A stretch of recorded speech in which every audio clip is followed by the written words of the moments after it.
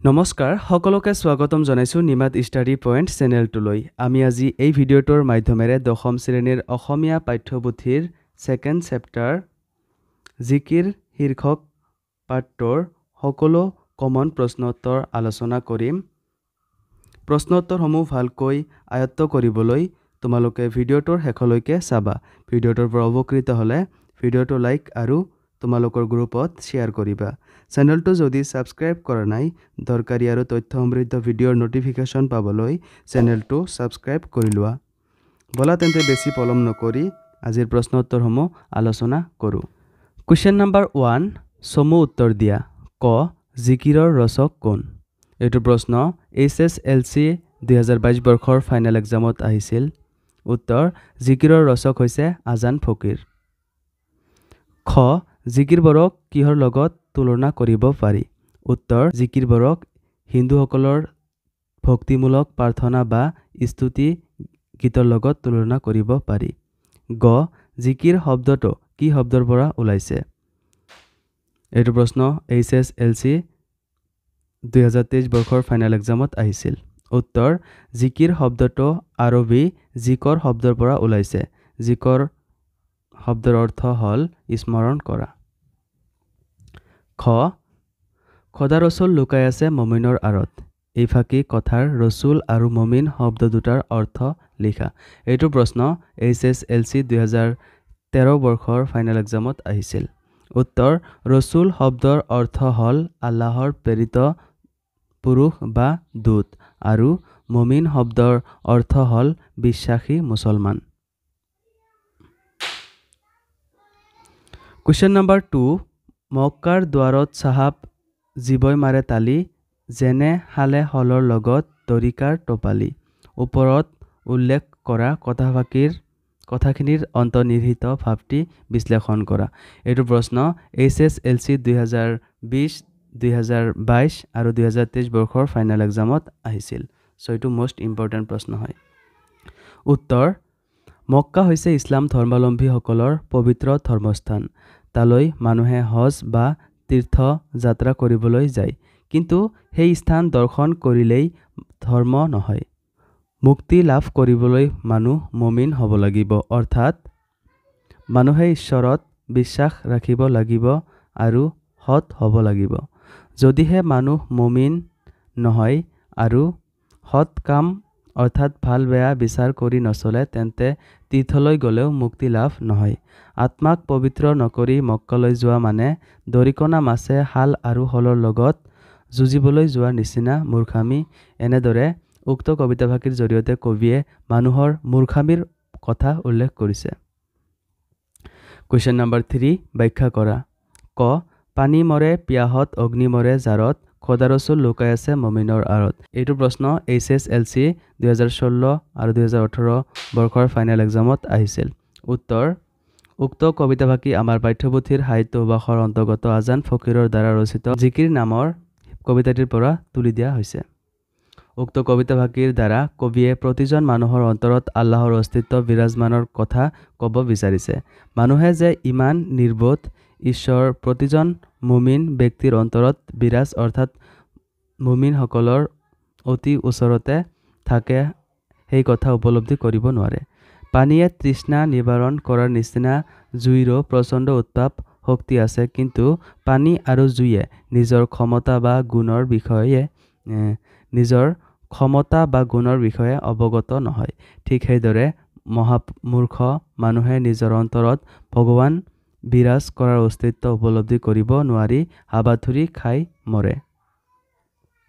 খ, মক্কাৰ দুৱাৰত চাহাব তিৰবেণীৰ ঘাট, বেহাব নোৱাৰে তাত মায়াই ভেটে বাট। এইটো প্ৰশ্ন 2022 বৰ্ষৰ ফাইনেল এক্সামত আহিছিল। চ' তোমালোকে চাই ল'বা।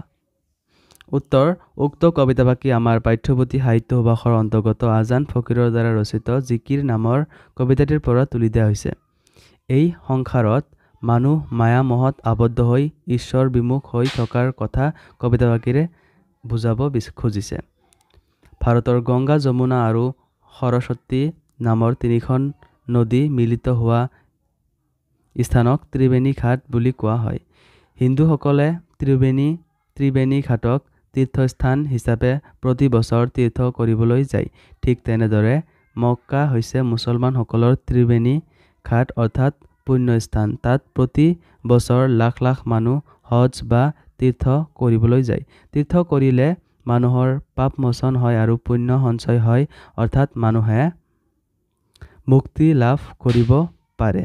পুণ্য সঞ্চয় মাত্ৰ সেইসকল লোকৰ বাবেহে সম্ভৱ যিসকলে সংসাৰৰ মায়ামোহৰ পৰা নিজক মুক্ত কৰিব পাৰিছে, কিন্তু মানুহ বিষয় ভাৱনাত লিপ্ত থকা বাবে তীৰ্থ কৰিও পুণ্যৰ সঞ্চয় বা মুক্তি লাভ কৰিব নোৱাৰে।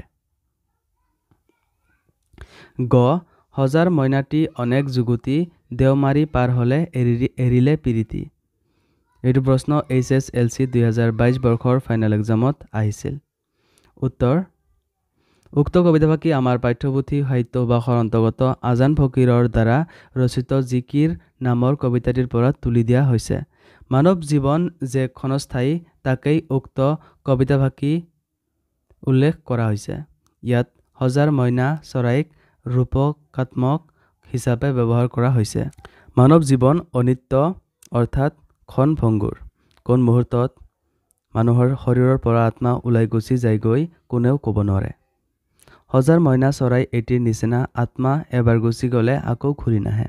সজাৰ মইনা চৰাই এটি যদি কোনো প্ৰকাৰে সজাৰ পৰা ওলাই যাব পাৰে তেন্তে সি কেতিয়াও ঘূৰি নাহে। সেয়ে মানুহে সংসাৰৰ অনিত্যতা অনুধাৱন কৰি মায়ামোহত আবদ্ধ নহয় আল্লাহৰ চিন্তাত মগ্ন থকা উচিত। চমু টোকা লিখা। কুৱেশ্যন নম্বৰ 4, চমু টোকা লিখা। আজান ফকীৰ জিকিৰ। এইটোৰ প্ৰশ্ন HSLC 2022 বৰ্ষৰ ফাইনেল এক্সামত আহিছিল। উত্তৰ: আজান ফকীৰ। আজান ফকীৰ হৈছে এজন ইছলাম ধৰ্মী সাধু লোক। তেওঁ ধৰ্ম প্ৰচাৰৰ উদ্দেশ্যে আৰৱ দেশৰ পৰা আৰু কোনোবাৰ মতে ভাৰতৰ আজমীৰৰ পৰা অসমলৈ আহে। বুৰঞ্জীবিদ সূৰ্যকুমাৰ ভূঞাৰ মতে ৰূপাই দা ধৰা নামেৰে এজন লোকৰ চক্ৰান্তত সেই সময়ৰ আহোমৰ ৰজা গদাধৰ সিংহই আজান ফকীৰৰ চকু কাঢ়ে, কিন্তু পাছত তেওঁৰ ধৰ্মৰ মাহাত্ম্য বুজিব পাৰি দিখৌমুখৰ সৰাগুৰি চাপৰিত মাটিবৃত্তি দি থাকিবলৈ দিয়ে। তাতেই আজান ফকীৰ চাহাবৰ মৃত্যু হয়। শ্বাহ মিলন নামৰ এজন ইছলাম ধৰ্মী ব্যক্তিক আজান ফকীৰ বুলি জনা যায়। জিকিৰ আৰু জাৰি তেওঁৱেই ৰচনা কৰিছিল। জিকিৰ আৰু জাৰিসমূহত বিশ্ব সংসাৰৰ অনিত্যতা আৰু পৰম আল্লাহৰ গুণানুকীৰ্তন আছে। জিকিৰ শব্দটো আৰবী ভাষাৰ জিকৰ শব্দৰ পৰা আহিছে। ইয়াৰ অৰ্থ হৈছে স্মৰণ কৰা বা পুনঃ উচ্চাৰণ কৰা। জিকিৰ হৈছে আজান ফকীৰ নামেৰে এজন মুছলমান সাধুৱে অসমীয়া ভাষাত ৰচনা কৰা ভক্তিমূলক গীত।